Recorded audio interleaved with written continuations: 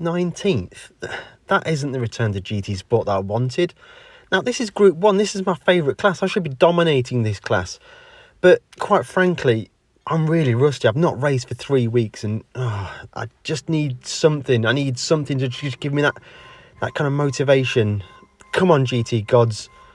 Send me a sign. Send me anything.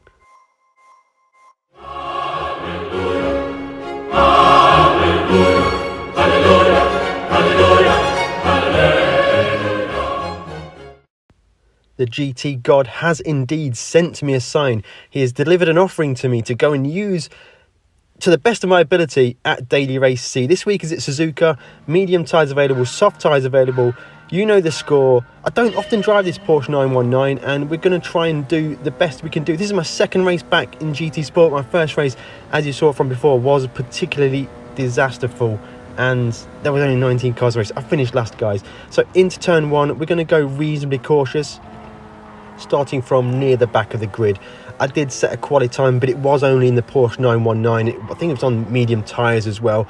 Now, the qualifying car for this race is the Audi R18. It's dominant over one lap, but the hybrid just destroys itself. As we've got a bit of a gap on Barron ahead now, but we don't quite able to get that to the inside. It's difficult. Lap 1, we're on the medium tyres. We're starting on the slower tyre, and we need to try and clear Barron, but we've not really got much of a run. I'm going to back off a little bit early into Degner 1, just to be safe on lap 1. Degner 2, just getting on the brakes a little bit early. Can we get a run into the hairpin? It's not looking like it. Now, what I did learn is these Group 1 cars need to be stopped very early into this hairpin, and we do just fractionally get into the back of Barron, and we get bumped from behind as well, a little bit of carnage, and the hybrid kicks in, and maximum anti-swaz, basically just 100% understeer, and I've got a penalty for driving off the outside of the track. Now, that is absolutely unbelievable. That's certainly, how can I gain time by driving off the side of the outside? This has not gone well. Not a great start, guys. But certainly these hybrids, they're very difficult to drive. At first and second gear, coming out the slower speed corners, there's a point where you get your steering lock to be almost straight, and the hybrid kicks in, and the hybrid is all just front wheel drive, and you just instantly understeer. The Porsche is quite bad for it. The Audi R18 is unbelievably bad for it. Now, the Toyota TS050 is the one I normally like to favour for LMP1 or Group 1 racing. It's quite nice to drive, but I don't think that's the fastest car for the race here. The Porsche that we're at now, that was delivered to us by the GT gods, is really good on the tyres, and tyre wear is quite high. Now, in this race, we've got the driver ahead of us, Crispy, I think it is. Yep, he's also in the Porsche. Let's consider him to be my teammate for this race. We get into a great battle later on in the race, and we do some team driving as this race progresses. But we are going to put him under pressure now. So the person you need to beat is your teammate. That is the best course of action. And we're just about sticking in the track limits there. It's starting to bunch up quite a lot now. And these Group 1 cars, they're bad in dirty air. They're heavily rely. You can tell this is. You can tell I'm new to this, guys. 3 weeks away from content creation, and I've forgot what to do. I'm not feeling 100%, as you can probably tell in my voice. I've understeered again on that corner. I need to really learn to get that car squared up and not drive off the side of the track each time there. We do start to improve as the race goes on, but look at the Porsche 919 here. Completely stock livery, as delivered to me by the GT Sport gods.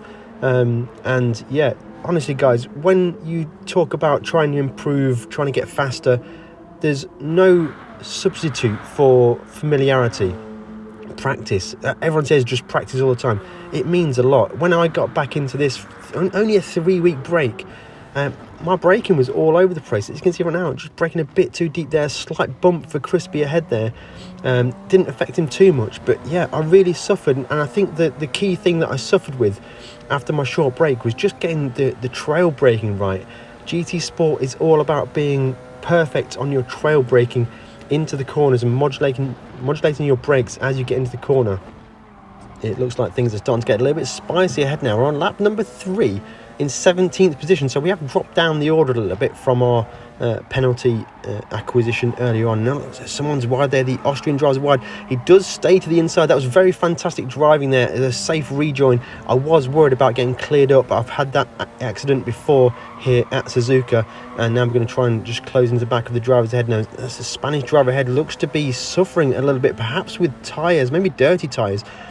Through Degner 1, we get it nice through there. To the inside goes the Spanish driver, and through goes my teammate, side by side with the Spanish driver now.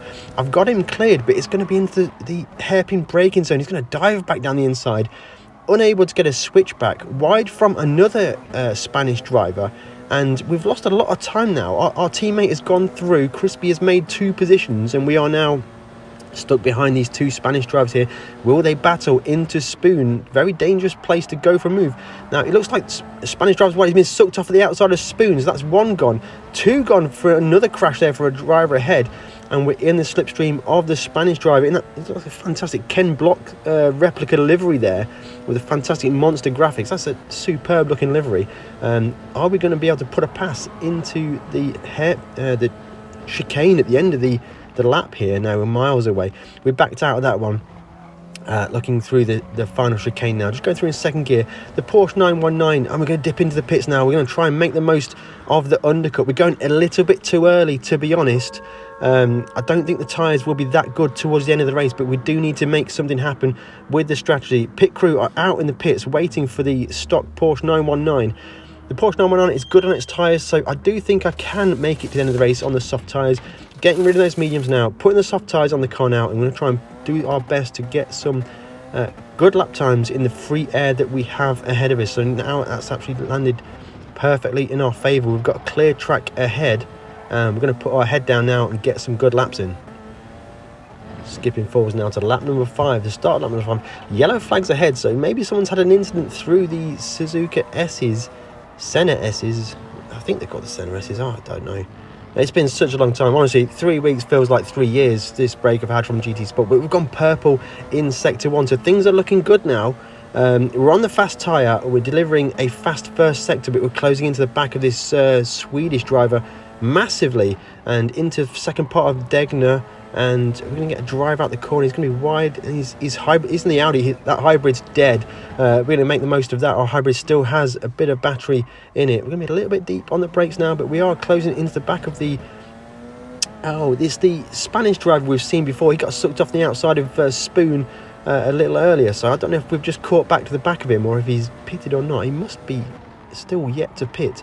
Is he going to suffer the same fate at Spoon? No, he keeps it very nicely in the track there, and we're going to get a great corner exit now, and this could be a risky move. We're going to go for a move into 130R. We've got the slipstream. We're going to go to the inside. We're going to be side by side into 130R. Is he going to back out? I'm not backing out, and we go right to the edge of the track and we make that move happen, guys. We are back on and back racing, and I've got to say this race started to really reignite the fires. GT Sport is superb. We are 15th, skipping to 9th position with the pit stops taking place right now. So we've had a massive undercut. There are drivers exiting the pits. We're going to clear 1 driver, and we are just closing to the back of the Qatar driver there. I think someone was wide there. I think someone's had a reset. That's a fantastic opportunity for us now. We're up to 9th position and closing into the back of the Toyota TSI 050. God, I really need to just... I'm out of routine, guys. It's difficult to really get back on the horse and just hit it straight away. So I'm going to need some practice, need some warm-up races, some warm-up commentaries, and we're back to creating good content again, maybe in a few videos' time, who knows. But still, watch them anyway. And slow from the... Is that a Swiss driver? Are we going to be able to send to the inside in the hairpin? No, we're not. Get on the brakes early. I thought I was on the brakes really early there, but for some reason it all bunched up a little bit there. So we're going to go side by side with the Swiss driver. He's going to get a bit of a better drive out the corner. Another Porsche for the Swiss driver. Ranked number 3 in the lobby. So are we going to be able to send it into Spoon? We are very late on the brakes, making that move happen into Spoon. That was very brave. But we got it done. So we're up to 8th position now. Things are starting to play out. This God-delivered car from GT Sport is actually ideal. It's very, very rare to win a car on the daily car roulette thing that actually is useful. So deliver this car, why not use it? And it's working perfectly. I think I was using brake bias 3 to the rear, 2 to the rear maybe. With the hybrid on these cars, they just kill the front tyres. And another driver to the pits there, and I don't think we're going to clear them. 7th position across the line, so maybe we have cleared some other cars in the pit stop phase. One significant person we have cleared is Crispy, who's 1 place behind us, but he will have much newer tyres than we do. Lap number 7 now, we're starting to fade on our tyres now. This is starting to become a conservation race now for these tyres.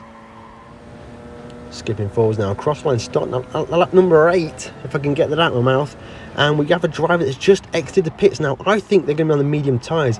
A bit of lag there. I really need to sort out my connection issue. Now, Paolo MX he's just come out the pits. He's got to be on the medium tyres. He must have gone a long way at the first stint on the soft tyres. Now, he's going to have cold tyres and medium tyres, and I've got worn soft tyres, so it's going to be a bit of a battle. And we've got our teammate that's just joined in to really hammer this home. So I need to strike now, but I'm starting to lose touch with Paolo MX. Through Degner 1, nicely through there, through Degner 2. I'm going to try and get a great exit, and just not quite going to close the gap. His tyres are now probably up to temperature, and those medium tyres compared to my worn soft tyres, I think are going to be okay. They're not going to be a problem. We've managed to get that corner under control now. You've got to get the car squared off before you get on the gas, so you don't just understeer off the outside of the track. But we are going to be in slipstream distance. Whether we can effect a pass into 130R, I don't know. Through Spoon, we're going to run to the outside, downshift, just missing the apex a little bit there. These tyres really starting to suffer for us now. We are in 7th position, so we've made huge gains over where we started. A quick check of the brake bias there, sending the brake bias all the way to the rear. My front tyres are almost dead. I need to just really protect them as much as I can, but this is getting really difficult, guys. We've got 2 laps to go, braking into the final chicane, and we get through there nicely. A little bit wide from, we could have a run into turn 1 maybe. Great exit from the corner for us. We're going to sneak to the inside. That line's going to disappear. Now, what can we do now? We're going to try and send it around the outside into turn 1. We do. We're going to hit the really wide line, get it swept around the outside. It's just not going to work out. I'm going to try and switch back into the second part. That's not going to work out for us either. He's definitely got the grip advantage now. I think my tyres are really suffering as we're almost to the outside of the track, and this is really getting sketchy for me now. Almost getting into the realms of the Suzuka suck-off.